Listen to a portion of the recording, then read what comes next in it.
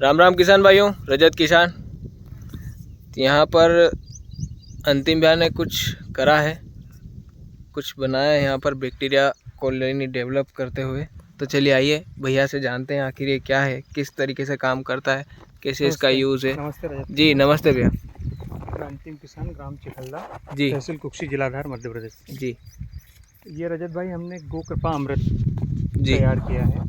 जी जीवामृत का सुना होगा, पर ये गो कृपा अमृत, जिससे अपने सुतारिया जी जो एक गौशाला का संचालन करते हैं अहमदाबाद गुजरात से, जी उन्हीं का अनुसरण करते हुए हमने गो कृपा अमृत बनाया हुआ है। जी। जैसे अब कि आपको स्मेल आ रही होगी इसमें। हाँ स्मेल तो आ रही है। तो ये गो कृपा अमृत बनाया हुआ है ताकि एक अपने देसी केचुए जिनको बोलते हैं, आजकल आपने देखा होगा सीना फटीटा वगैरह जो भी लोग चला रहे हैं कि विदेशी केचुए लेकर आओ, ये लेके आओ, हमारे केचुए ख़त्म हो चुके हैं, मिट्टी केचुए। तो ये एक गो कृपा अमृत अगर हम अपनी ज़मीन में चला देते हैं तो जो केचुए 10 से 20 फीट नीचे चले गए ज़मीन में, वो इसकी स्मेल लेकर ऊपर आते हैं। अच्छा। और लाखों छिद्रों का निर्माण करते हैं, जिससे कि हमारी आने वाली फसल में ये लोग बहुत उपयोगी सिद्ध होते हैं। तो इसको बनाने का सीधा सा तरीका, ये बैक्टीरिया मुझे निसरपुर से एक दिनेश पाटीदार जी हैं कोंडा रोड पर, उनसे लेकर आया था मैं, और ये मैंने करीब 25 से 30 कोटी का टैंक तैयार किया हुआ है जी। तो इसमें बनाने की विधि जीवामृत जैसी है लगभग। हाँ। और इसके रिजल्ट भी अच्छे हैं। अच्छे। 1 कोटी या फिर 200 लीटर का जो ड्रम है जी, उस पर 1 लीटर ये बैक्टीरिया लाना है। पर बैक्टीरिया लाते समय ये ध्यान रखना है कि बैक्टीरिया अगर आप किसी बंद बोतल में ला रहे हो, हाँ, तो ऊपर से बोतल में छेद हो ताकि उसमें हवा का संचार आता जाता रहे जी। 1 लीटर ये डालना है। 1 लीटर अपने देसी गाय के दूध की छाछ जी, या तो दही हो या फिर छाछ हो, पर होना चाहिए देसी गाय की। हाँ। और 1 लीटर आपको लगेगा 1 किलो लगेगा बेसन। अच्छा। और 1 किलो गुड़। अगर बेसन ना हो तो भी चलेगा, पर गुड़ ज़रूरी। तो जैसे पहली बार अगर कोई व्यक्ति 10-20 साल से जैसे रासायनिक खेती करते हुए आ रहा है, तो फर्स्ट टाइम अगर उसको ये डालना है अपने खेत में, तो 1 एकड़ पे इसका डोज सुतारिया जी के हिसाब से करीब 800 लीटर का डोज बनता है 1 एकड़ पर। हाँ। तो उसी हिसाब से हमने हमारे 5 एकड़ खेत के लिए 20 ड्रम का घोल बनाकर तैयार किया है। जैसे आपको स्मेल भी आ रही होगी, ये बनकर तैयार हो गया, करीब इसको 1 महीना होने आया है। हाँ। और ये ख़राब नहीं होता है ना इसको आप? हाँ, इसका लंबे समय तक के हिसाब से, या फिर मैंने भी जो देखा है 1 महीने में, इसका कलर सेम है, पर उनके हिसाब से इसका कलर आगे पीछे भी होता है, तो कलर में कोई दिक्कत नहीं है। कभी सफ़ेद रहेगा, कभी लाल रहेगा। हाँ। पर आप इसको चाहें तो गो कृपा अमृत जैसे साल भर उपयोग में ले सकते हो। चाहे ड्रेंचिंग में हो, फ्लड इरिगेशन में हो, सभी में आप इसका इस्तेमाल कर सकते हो जी। ठीक है। और आपने भी अभी यहाँ पर मक्की में ही चलाया हुआ है ना? हाँ, मक्की में चलाया हुआ है जी। मक्की में चलाया हुआ है। कैसा है इसका रिजल्ट? रिजल्ट ऐसा है कि मैंने इसमें अभी तक कुछ भी नहीं चलाया है। अगर आपको बताओ रजत भाई, इसमें हमने कुछ भी खाद नहीं दिया हुआ है मक्की में, है ना? हाँ, मक्की में कुछ नहीं दिया है। हाँ। केवल यही अपना गो कृपा अमृत चलाया हुआ है जी एक बार, और उसका रिजल्ट आप देख ही सकते हो सामने मक्का में, और आपको सोयाबीन में जैसे बताया जी। रिजल्ट तो बहुत ही बढ़िया है, मैंने देखा है आपका। अनिल भाई इधर है। और रासायनिक केमिकल का कुछ भी उपयोग नहीं है ना? नहीं, रासायनिक का हमने अभी तक कोई उपयोग नहीं किया है। पूरी अगर देखा जाए तो पूरी ऑर्गेनिक खेती कर रहे हैं आप? पूरी कोशिश चल रही है। हाँ। रेसिड्यू फार्मिंग पर भी जैसे उतर रहे हैं कि कुछ चीज़ें ये है कि कम से कम कीटनाशकों का उपयोग करें, हाँ, ताकि ज़मीन को होने वाली बीमारियों से बचा जा सके। हाँ। और मैं अपने साथी जी कह सकता हूँ कि सहयोगी, जो मैं सोचता हूँ उसको ज़मीन पर उतारने वाले मूलभूत रूप से हमारे सहयोगी अनिल भाई जी। ये हमारे सहयोगी अनिल भाई। नमस्ते अनिल भाई, क्या हाल चाल है? सब बढ़िया जी। ये 20 सालों से आज तक रासायनिक खेती करते आ रहे हैं। अभी हमने शुरुआत करी है, तो उसके बारे में थोड़ा स्पष्ट रूप से जो भी पृष्ठभूमि, जो भी बोलते हैं फील्ड पर उतारने का काम इन्हीं का है जी। तो ये आपको ज़्यादा बता सकते जी।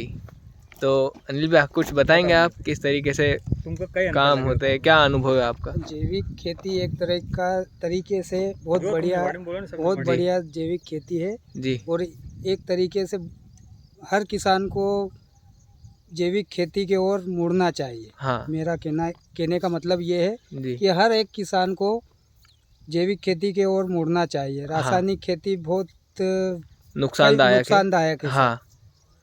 और जो भी रासायनिक है सब नुकसानदायक है। ज़मीन एक तरीके से दूषित होती है, दूषित हो रही है जी। और जैविक खेती बहुत बढ़िया है। हमने भैया के माध्यम से जैविक खेती का जो भी हमने स्प्रे वगैरह जो भी जी किया है, जैविक जी कीटनाशक वगैरह जो भी, जी, बहुत बढ़िया रिजल्ट आ रहा है। रिजल्ट बढ़िया है ना जी। थोड़ा समय लगता है पर रिजल्ट आता है। हाँ थोड़ा क्या है कि हम भी नए हैं तो हमें भी इतना आइडिया नहीं है। जी जहाँ तक मैं अपनी साफ स्पष्ट रूप से बात करूँ जी।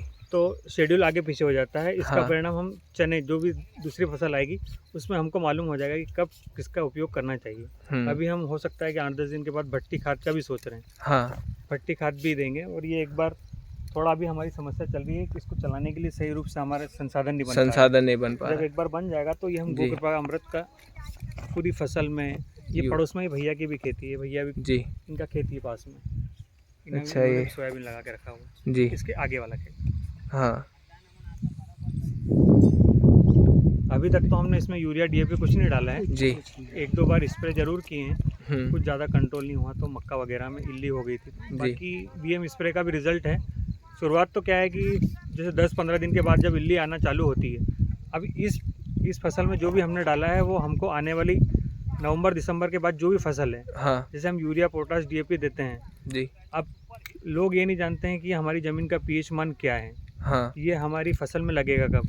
हम हाँ। एक सीख गए हैं ये 28 दिन बाद लगेगा। आज इसमें यूरिया पोटाश में देता हूँ और इसका पीएच मान अगर हमने निकाला था हाँ 7.5 से 8 के आसपास था, हाँ तो आप समझ सकते हो कि मैं अगर इसमें यूरिया पोटाश देता भी हूँ तो 40 दिन तो इसमें लगने के लिए लग जाएगा। हाँ और मैं सही है ना। जीव कृपा अमृत बना रहा हूँ, हाँ। गो कृपा अमृत। इधर मैं उसको बाहर करने के लिए डाल रहा हूँ और आज वापस यूरिया डीएपी डालता हूँ, तो घूम फिर के ये है कि 10,000 रुपये का खाद डालूंगा और 10 बोरी मक्का की बढ़ा लूँगा। हाँ बाकी 1 साल फिर वापस खींचाऊँगा। अब जैसे मैंने आपको बताया कि हमने एक भी कीटनाशक या गाजर घास या फिर कुछ भी नहीं डाला है। हाँ चाहे हमें मजदूरी ज़्यादा चारा, लगी है, हाँ लोगों ने मजाक भी बनाया कि हाँ। अब ऐसा नहीं चलता है, हम इतने पागल नहीं है, इतने टाइम से करते आ रहे हैं। हाँ बाकी हमने कोई भी घास के लिए या फिर कुछ भी नहीं डाला हुआ है। कोई भी रासायनिक का उपयोग हम बिल्कुल तो भी ये नहीं चाह किया। रहे हैं कि अगर कोई हमें ना। हमारे आसपास के खेत वाले अगर इस जैसे हमारे पास क्या है कि गन्ना वगैरह कुछ नहीं है, हाँ तो हम सोच रहे हैं कि आसपास अगर कोई चारा निकाल रहा हो तो हम हमारे खेत में उसकी मल्चिंग कर दें। हाँ सही है ना। बैक्टीरिया कॉलोनी डेवलप होगी। शुरुआत करिए, देखते हैं चारा। क्या होता है। हाँ तो साथियों, मैं आपको इनकी मक्की भी थोड़ी बताना चाहूँगा यहाँ पर कि कैसा क्या रहा। ठीक है, ठीक है भैया।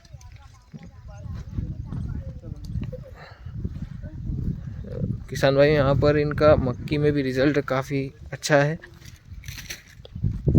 मिट्टी के स्प्रे और ये जो जीवामृत और ये है इन्होंने यूज़ किया है, बहुत ही बढ़िया रिज़ल्ट है उसका। तो चलिए देखते हैं।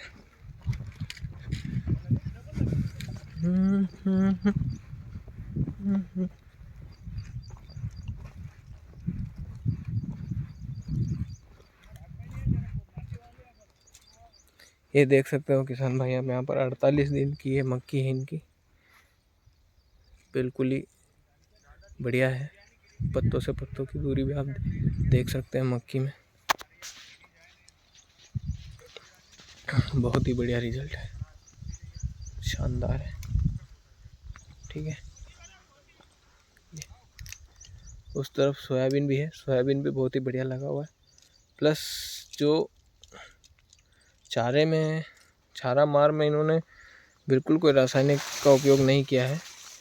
चारा बिल्कुल आप देख सकते हैं उखाड़ा हुआ है और ढेर भी है बीच में, मैं खुद देख के आया हूँ, है ना। सोयाबीन में भी ऐसा ही है, चारा उखाड़ के ढेर करा हुआ है। पैसा भले लगता है पर उसका रिजल्ट बहुत ही बढ़िया मिलता है। तो चलिए किसान भाइयों, अब मैं आपसे अलविदा लेता हूँ, मिलता हूँ आपको अपनी नेक्स्ट वीडियो में। तब तक के लिए धन्यवाद, नमस्कार। और इसी इंटरेस्टिंग वीडियो के लिए वीडियो को लाइक करें, चैनल को सब्सक्राइब करें। वीडियो कैसा लगा कमेंट में बताना ज़रूर। ठीक है, राम राम किसान भाइयों।